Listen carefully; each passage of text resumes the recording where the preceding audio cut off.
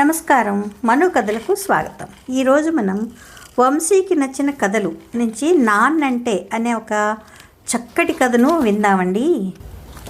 ఈ కథ ఆదివారం ఆంధ్రజ్యోతిలో సెప్టెంబర్ 7న 1989న ప్రచురింపబడిందండి. ఇక కథలోకి వెళ్తున్నానండి. ఈ కథ రచించిన వారు ఏఎస్ జగన్నాథ శర్మ గారండి. ఇక కథలోకి వెళ్తున్నానండి. నాన్నంటే ముద్దు, నాన్నంటే మెరుపు, నాన్నంటే స్పర్శ, నాన్నంటే సువాసన. నాన్నని గురించి నాకు అంతే తెలుసు. నాకు 7-8 వయసు ఉన్నప్పుడు నాన్న వయసు ఎంత అన్నది నాకు తెలియదు, కానీ నాన్న పొట్టిగా ఉండేవారు, గుమ్మడి గింజలా పచ్చగా ఉండేవారు, గావంచాను చుట్టుకొని పైన లాల్చీ ధరించేవారు. వేడి శరీరమట. యవ్వనం నాటికే నాన్న తల నెరిసిపోయిందట. అమ్మ చెప్పింది. ఫలితంగా శిరస్సు మీద మేఘశకలాలను ఉంచుకున్నట్టుగా తెల్ల తెల్లని పొడిగాటి శిరోజాలతో చూడముచ్చటగా కనిపించేవారు ఆయన. నాన్న పుట్టి కన్ను విప్పి నాన్నమ్మను చూడనే లేదట. నాన్నమ్మ కనుమూసిందట. తాతయ్య నాన్నను పెంచి పెద్ద చేశారని అంటుంది అమ్మ. అమ్మను నాన్నకి ముడివేసి తాతయ్య స్వర్గస్థులయ్యారని చెప్పింది. పెళ్ళైన 3 ఏళ్లకి అక్క పుట్టిందట. తర్వాత నేను పుట్టాను. నేను పుట్టిన 3 ఏళ్ల వరకు నాన్న మంచిగా ఉండేవారంట. దగ్గరుండి వ్యవసాయాన్ని చూసుకునేవారట. ఇంటి పట్టునే ఉండేవారట. పెరట్లో పొట్లపాదును వేసేవారట. మల్లె మొక్కలు నాటేవారట. ముద్దబంతి పూల నడుమ ఒద్దికగా నిలిచేవారట. తర్వాత ఏమైందని అంటే అమ్మ హక్కుళ్ళు బుక్కులుగా రోధించడమే కానీ ఏమీ చెప్పేది కాదు. రెట్టించి అడిగితే కథ ఏమిటి అని విసుక్కునేది. నాన్నంటే కథని అమ్మకు తెలియదు పాపం. వ్యవసాయంతో పాటు ఏజెన్సీ ప్రాంతాల్లో నాన్న వ్యాపారం చేసేవారట. కొండకోణల్లో నివసించే కోయదారుల నుంచి కరక్కాయలు, ఇండుపిక్కలు, వనమూలికలు తనే కొనుగోలు చేసి ఇక్కడ మా ఊరిలో వాటిని అమ్మ చూపేవారట. లాభం సంగతి అలా ఉంచితే ఆ వ్యాపార వ్యవహారం వల్ల నాన్ననే అమ్మ నష్టపోవాల్సి వచ్చిందిట అంటుంది. నాకు 4 ఏళ్ల వయసున్నప్పుడు మా ఇంటి మీద కాకులు దాడి చేశాయట. నాన్నని ప్రశ్నలతో పొడుచుకు తిన్నాయట. నాన్న పుస్తకాలను ముక్కును కరిచి పట్టుకుపోవడమే గాక నాన్నని చుట్టుముట్టి లాక్కుపోయారట. ఎందుకు లాక్కుపోయాయవి అని అడిగితే కారణం చెప్పదమ్మ. కన్నీళ్ళు పెట్టుకుంటుంది. పురాణమా ఏమిటి అంటుంది. నాన్నంటే పురాణమని పిచ్చి తల్లికి తెలియదు. ఆస్తినంతటిని అమ్మి కాకుల బారి నుంచి నాన్నను రక్షిందామనుకుంటే అయినా వాళ్ళని సంప్రదించిందంట కూడా. కానీ వీలు పడినాక కాకిగూడులోంచి తప్పించుకొని కొండల్లోకి నాన్న పారిపోయారంట. ఓ సంవత్సరం కనిపించనే లేదట. నాకు అప్పటికి 5 ఏళ్ల వయసట. బళ్ళో వేశారు నన్ను. నాకు దీర్ఘమిస్తే నా కింద రాస్తే నా అన్న అని రాత్రి వేళలా అక్క నాకు పాఠాలు చెప్తుంటే ముక్కగా బీలుస్తూ మౌనంగా కరిగిపోయేది. అదేం పాఠమే అనేది.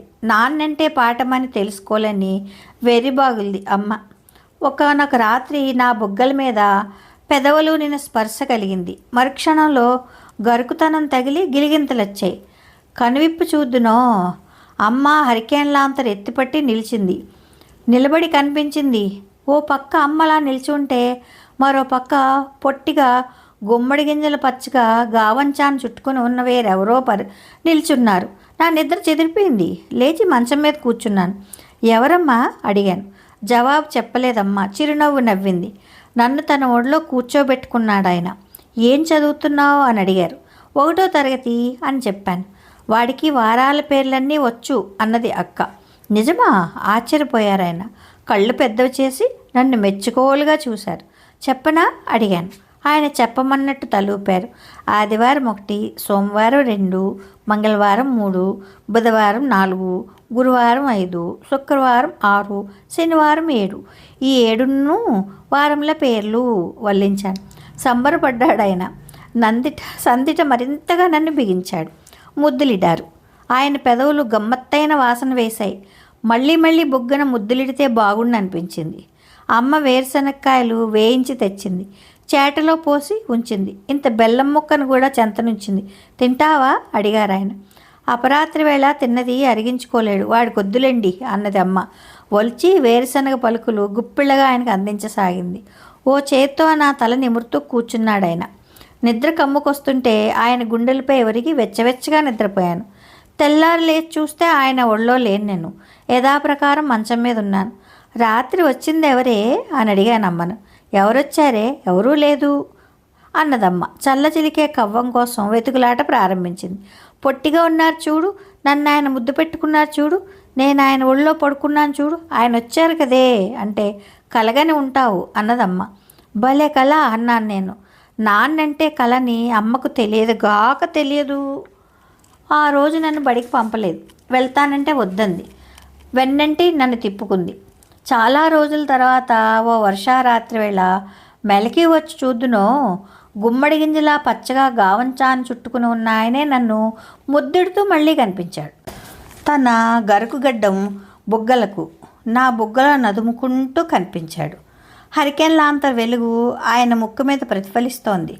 తేరిపార చూశాను. అమ్మం దీపం ఒత్తిని తగ్గించేసిందెందుకో వెలుగుల్ని కుదించి కళ్ళల్లో దాచేసుకుంది. బుజ్జిగాడు బాగున్నావా అడిగాడు ఆయన. వాడికేం బాగున్నాడు. నిద్రపోమ్మా నిద్రపో అంది అమ్మ. నన్ను నిద్రపుచ్చిన ఆరంభించింది. కన్ను తెరిచి చూస్తున్నానంతా ఆయన చుట్టముట్టించాడు.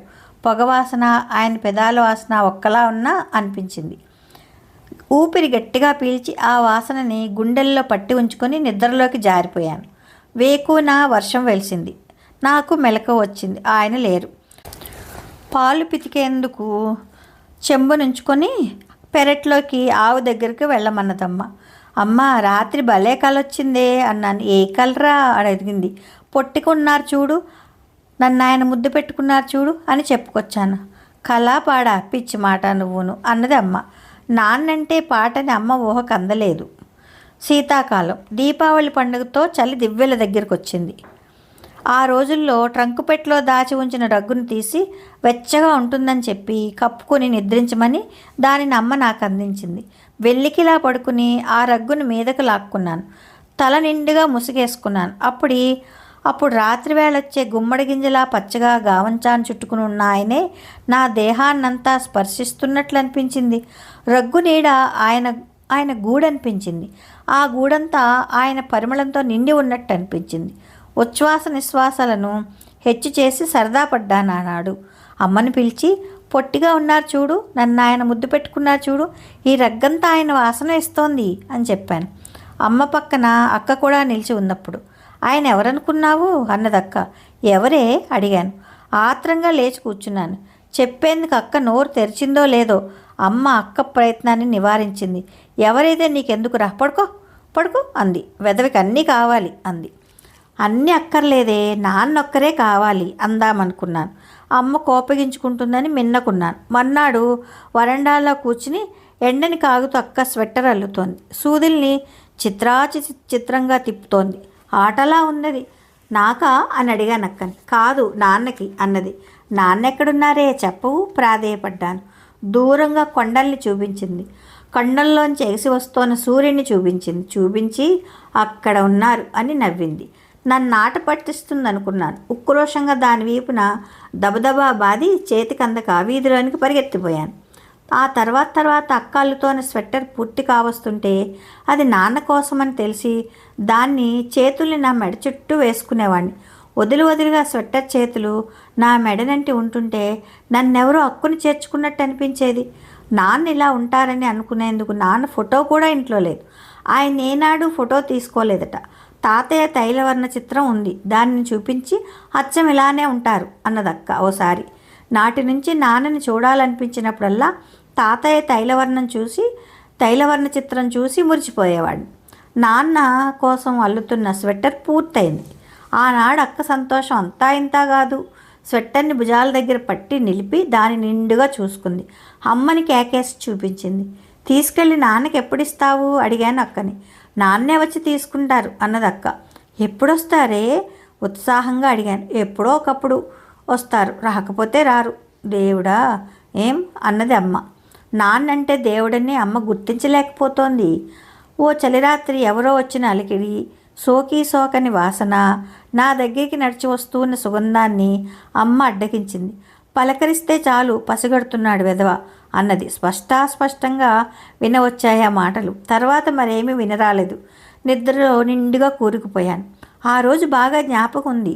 చీకటి చిక్కబడుతోంది. అమ్మ హరికేన్ లాంతర్ చిమ్నీని ముగ్గుతో శుభ్రం చేస్తోంది. 3 వ్యక్తులు మా ముంగటకు వచ్చారు. రక్తసిక్తమైన గావంచాను, లాల్చీని, స్వెట్టర్ను అందజేసి చెప్పరాని మాట చెప్పినట్టున్నారు. అమ్మ గొల్లుమంది, గుండెల్ని బాదుకుంది, నెత్తి మొత్తుకుంది, అక్కని వాటేసుకుని ఏకధారగా ఏడ్చింది. ఆ దృశ్యాన్ని చూసి భయపడి నేను ఏడ్చాను. అక్క నన్ను దగ్గరికి తీసుకుంది, ఓదార్చి చూసింది. వచ్చిన 3 వెళ్ళిపోయారు. ఊర్లోని వాళ్ళు ఒక్కొక్కరుగా రాసాగారు. అమ్మను అనునయించ చూశారు.